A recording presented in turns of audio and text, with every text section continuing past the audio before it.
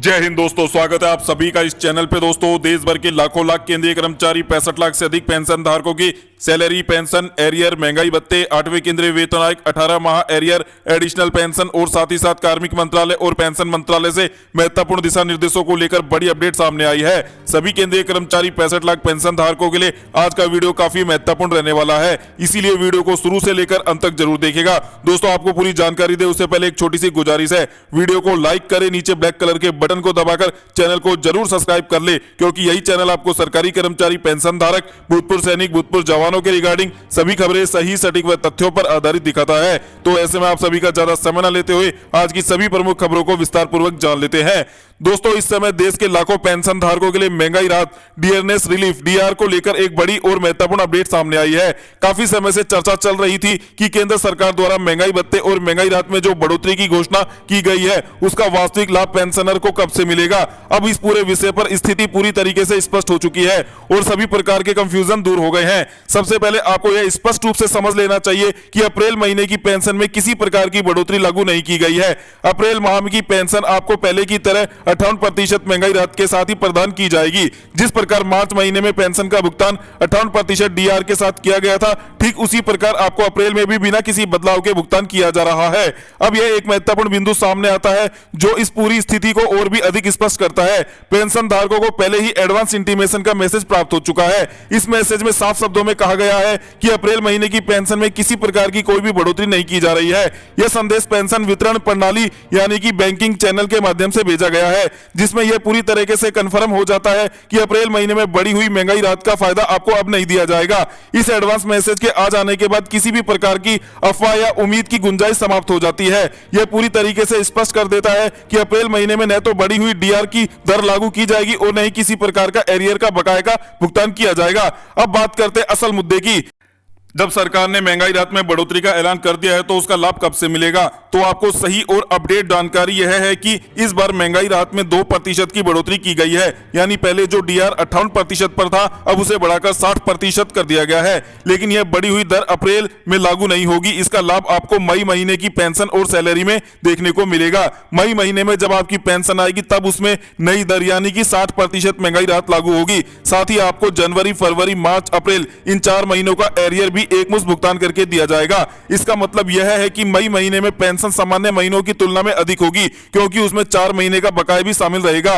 अब यहाँ एक और महत्वपूर्ण बात समझना जरूरी है कि सरकार द्वारा घोषणा करने के बाद वास्तविक भुगतान लागू होने के बीच थोड़ा समय क्यों लगता है। इसका कारण है प्रशासनिक प्रक्रिया। जब भी डीआर में बढ़ोतरी की घोषणा होती है, तो उसके बाद आधिकारिक सूचना जारी की जाती है, पेंशन और वेतन सिस्टम को अपडेट किया जाता है, बैंकिंग और भुगतान प्लेटफॉर्म को अपडेट किया जाता है। इन सभी प्रक्रियाओं को पूरा होने में समय लगता है, इसीलिए तुरंत अगले महीने में बढ़ोतरी लागू नहीं हो पाती है। यही कारण है कि अप्रैल में पुरानी दर के साथ भुगतान किया जाएगा और मई में नई दर का भुगतान लागू किया जाएगा। अब यदि पूरे मामले को सरल और स्पष्ट रूप से समझे तो स्थिति इस प्रकार है। अप्रैल महीने में पेंशन 58% महंगाई राहत के साथ मिलेगी, कोई बढ़ोतरी लागू नहीं, कोई एरियर नहीं मिलेगा, एडवांस इंटीमेशन मैसेज में पुष्टि हो चुकी है। मई महीने में पेंशन 60% महंगाई राहत के साथ मिलेगी, 2% बढ़ोतरी का लाभ मिलेगा। 4 महीने जनवरी से लेकर अप्रैल तक का एरियर का भुगतान एक साथ देखने को मिलेगा। इसलिए अब पेंशनर के लिए सबसे महत्वपूर्ण बात यह है कि वे अप्रैल महीने की पेंशन में अतिरिक्त लाभ की उम्मीद न रखें और अपनी आर्थिक योजना मई महीने को ध्यान में रखकर बनाएं। वास्तविक लाभ, बढ़ी हुई पेंशन और एरियर का पूरा फायदा उन्हें मई में ही प्राप्त होगा।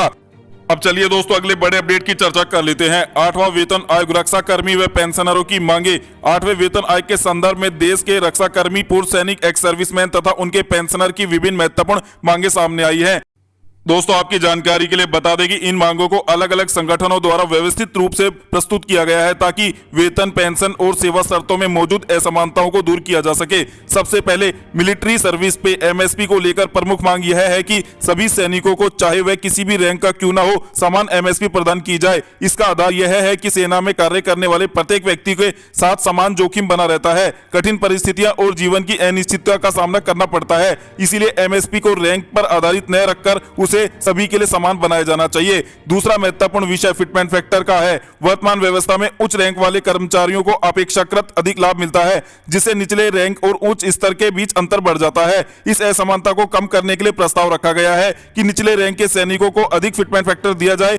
अगर 8वें वेतन आयोग की कमेटी ये सिफारिशें लागू नहीं करती है तो सभी के लिए समान फिटमेंट फैक्टर कम से कम लागू किया जाए, जिसके चलते भेदभाव समाप्त हो सकेगा।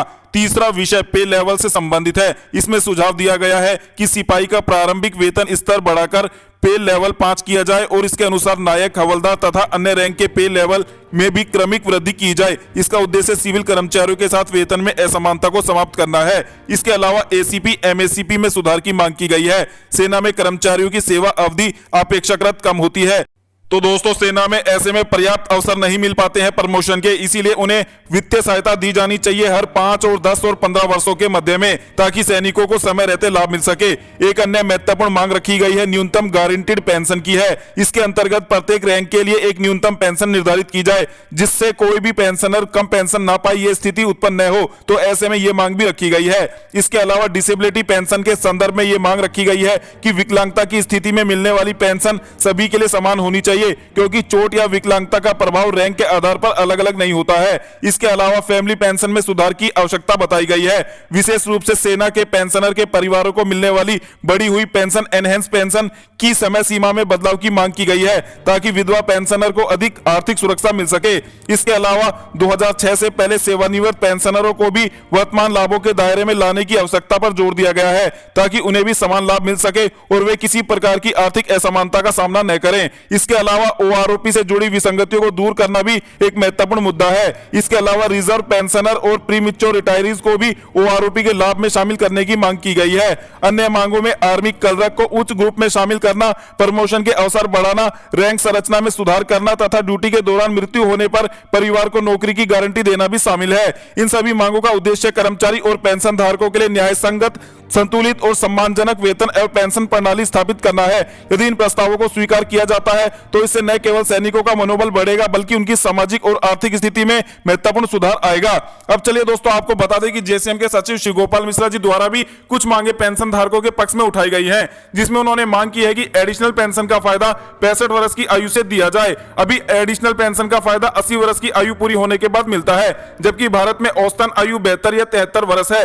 तो ऐसे में एडिशनल पेंशन का फायदा केंद्र सरकार को 65 वर्ष से देना चाहिए। 65 वर्ष में बेसिक पेंशन में 5% की बढ़ोतरी, 70 वर्ष में 10% की, 75 वर्ष में 15% की, 80 वर्ष में 20% की बढ़ोतरी, और ये बढ़ोतरी पूरे 100 वर्षों तक इसी प्रकार चलती रहे। और साथ ही मांग की गई है कम्यूटेशन रिकवरी की अवधि को 15 वर्षों से घटाकर 11 साल किया जाए। और इसके साथ ही मांग की गई है कि महंगाई भत्ते, महंगाई राहत के फॉर्मूले में बदलाव किया जाए, ताकि कर्मचारी पेंशन धारकों के लिए हर 6 महीने अंतराल पर बढ़ने वाला महंगाई भत्ता, महंगाई राहत कम से कम 5 या 7% बढ़ सके। इसके अलावा मांग की गई है पेंशन को अंतिम हरित वेतन का 50% से बढ़ाकर 17% इजाफे के साथ इसे 67% कर देना चाहिए, क्योंकि देश में आजादी से पहले पेंशन अंतिम हरित वेतन का 70% हुआ करती थी। इसे बाद में हटा दिया गया, अब इसे पुनः लागू करने की मांग की गई है।